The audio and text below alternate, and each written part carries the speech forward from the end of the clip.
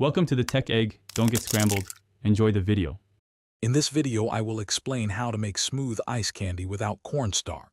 First, let's gather our simple ingredients. You will need about 1 cup of granulated sugar, 2 cups of clean water, and your favorite flavor extract, perhaps mango or bucco pandan. Having your ice candy bags and a small funnel ready will make the next steps much smoother.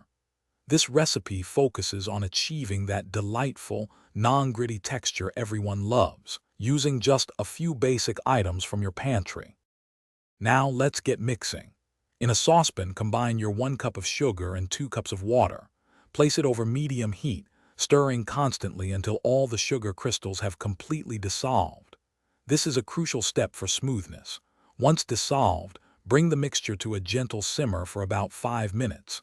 This brief simmering helps to fully integrate the sugar and water, contributing to a silky texture without needing any cornstarch. After simmering, take it off the heat. After removing the mixture from the heat, it's very important to let it cool down completely to room temperature. This prevents the flavor extract from evaporating and ensures a vibrant taste.